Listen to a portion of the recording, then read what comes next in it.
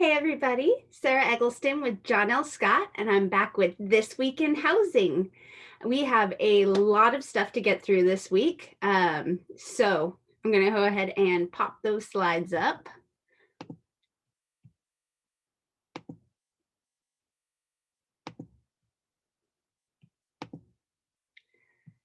So for This Week in Housing, it is Blue Friday. Woo! Go Seahawks. Last week they won another game, making them 4-0 for the season. Seahawks won last week 31-23. This coming week, they'll play Minnesota. So tune in 5:20 p.m. on Sunday to see the Hawks play. Woo. So Governor Inslee did loosen some of the pandemic restrictions this week for a number of businesses. As far as real estate is concerned, we can now host open houses. The number of people allowed in the open houses is limited to the same number of people that we can do for showings and inspections. So in phase 2, which is what King County is in, there can be 5 people in addition to the broker in the house. So 6 people total. And yeah, so open houses are now a thing again, but they have lots and lots of restrictions. I'm not going to go through these, but just know that those open houses are being held as safely as possible. And there are consequences for those people that don't follow the rules. So this came out earlier this week. Autumn heartbreak for home shoppers as Seattle area prices hit new record highs. So we have seen a 14% jump overall in King County for home values since last year, which is pretty crazy if you think about it. So if you own a home, your investment increased possibly 14% over the last year. That is an incredible return. I don't know of any other, except maybe getting lucky on a stock, that could, in any other investment that would pay out like that. And honestly, this article was very in depth. It's kind of a long article, but if you're interested, I do highly recommend you go read this whole article. I'm just going to briefly touch on a few of the points here. So it's saying that sellers are hunkering down. So we've been noticing that throughout this year. Sellers are not putting their homes on the market. They're choosing to refinance instead. And for homes less than 800,000, it is especially intense. So yeah, that price point is absolutely bonkers on the activity. And you can see this is over the past year. And home in all 4 of our Puget Sound region counties, prices have increased quite a bit.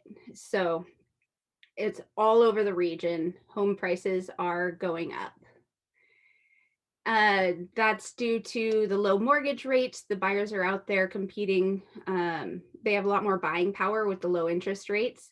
So a lot of them are like, oh, well, I can afford to jump into the housing market now, but so can everybody else. So there's that little bit of balance there. And there's a lot of first-time home buyers going out. The markets in Burien, Des Moines, Renton, Pierce County, it is incredibly strong. Downtown Seattle, like Seattle proper, I think is calming a little bit, but down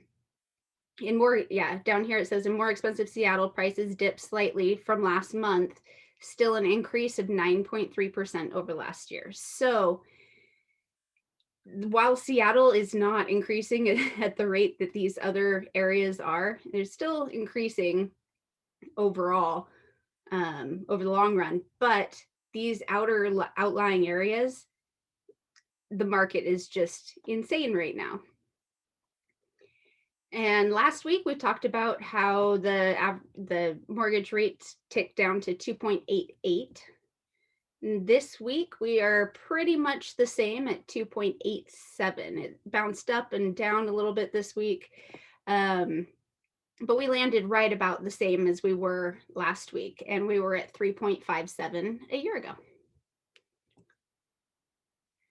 So our market activity, this is for residential and condo, we had 864 new listings, 1,176 pendings, and 882 sold. So if we look at that on the graph, you can see that the listings sold kind of took a little bit of a dip this past week. In fact, all of our numbers are a little bit down this week, which is exactly what we'd expect in our fall market time.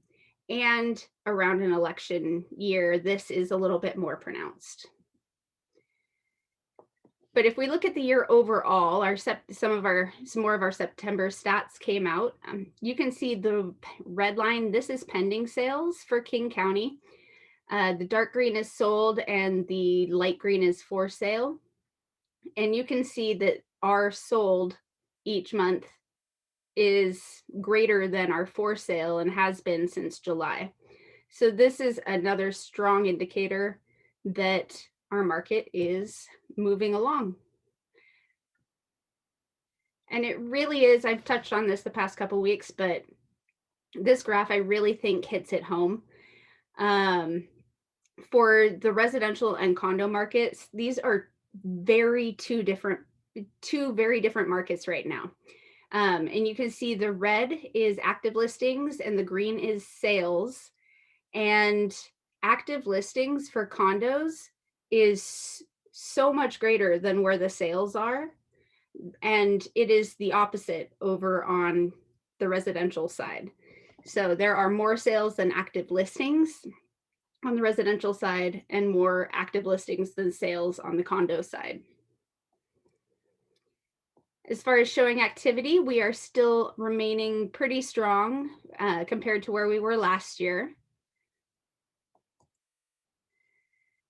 Layoffs in Washington actually decreased by 11.8% this week, which we're doing pretty well compared to some other parts of our nation at the moment as far as our recovery.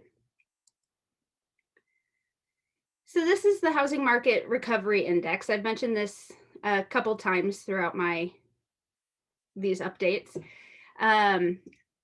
So these numbers are combined of demand, supply, price, and time on market for homes. So this is looking at the health of our housing market as an overall picture. And we have actually, right before the pandemic hit, we were at 106.5. And we dropped way down, but we are now higher on this recovery index than we were before the pandemic dropped. So we have, on this metric, recovered as far as the housing market is concerned. And then these are year over year metrics. So changes since last year. For showings is up almost 62% over last year. Purchase applications, so those that are applying for loans to buy a home, that's up 22%. Pending deals is up 24.2%. Existing home sales is up 10.5%. New home sales is up 43% since last year. Existing home inventory is down 39%, and new home inventory is down 33%. So you can see where the intensity comes from here, because so many more people want to buy homes than last year. And so there's a lot fewer people that want to sell their home compared to last year, which is making it really hard for buyers to find exactly what they want, and a lot of them are ending up in bidding wars. So the number of mortgages in active forbearance is decreasing. This is just an overall trend. Those people that own homes that weren't able to pay their mortgage, some of them took an option called forbearance, which forgave payments for a certain period of time, but they have to pay them back when the forbearance is over. So it's good to see that a lot of these homes are coming out of forbearance, because that's not exactly the safest place to be in as a homeowner. But 42% of homeowners in our nation don't have a mortgage. They own their home free and clear. It's only 7.3% that own less than 10% in equity in their homes. So back in 2006, 7, 8, people were using a lot of the equity, leading into 2008. People were taking the equity out of their homes and buying jet skis and boats and going on vacations and basically using their house like an ATM. So they didn't have a lot of equity in their home. So when home values softened, they lost their home. That's not at all what we're seeing this time. People we as a society, it looks like, have learned from our mistakes, kept our equity in our homes, and now, even if somebody was unable to pay their mortgage, there's a really good chance that they can sell that home and buy a cheaper home and be just fine. So that's a lot better position to be in rather than getting kicked out of your home. And this is months of inventory over the past several years. You can see that it was a seller's market back in 1999, and then we hit the financial crisis, the housing market crash. And it was a buyer's market. If you had money, houses were cheap. Just not a lot of people had the equity to buy a home at that time. So that was definitely a buyer's market. Now we are back in a seller's market and have remained there for a number of years. And yeah, the lack of inventory means that we are just about as strong of a seller's market as we have ever seen right now. So keep that in mind. Almost all of the big companies that predict the future economic status of our country, almost everybody is projecting future home prices to increase. There's only one of these reports that thought that housing was going to decrease over the next 12 months. Everybody else is saying that homes are going to keep increasing over the next 12 months. And honestly, with the amount of buyers that are out there right now, I don't see why this would be wrong at all. But this shows again the amount of sales this year compared to the amount of listings year over year. We have increased our sales in the nation by 10.5%, but our listings have decreased by 39% for existing home sales. For new homes, new construction, we've increased 43%, and listings are down 33%, which is, yeah, this is just causing such hot intensity in the housing market, especially for those new homes out there. And just a couple events I have coming up. I have a home buyers class tomorrow at 2 p.m., which I will link in the description. So make sure to register for that if you are interested. I have another one of these coming up in November as well. So just keep an eye out for that. And then the next Saturday, October 17th, I am hosting a virtual paint night. So it is totally free. Just go to the Facebook event. If you don't have Facebook, just message me directly, and we'll make arrangements to get you your materials. I'll drop off materials if you're within driving distance. I'll make arrangements the week before to drop off materials at people's houses. and then you'll just log on to Zoom and follow along with this little tutorial.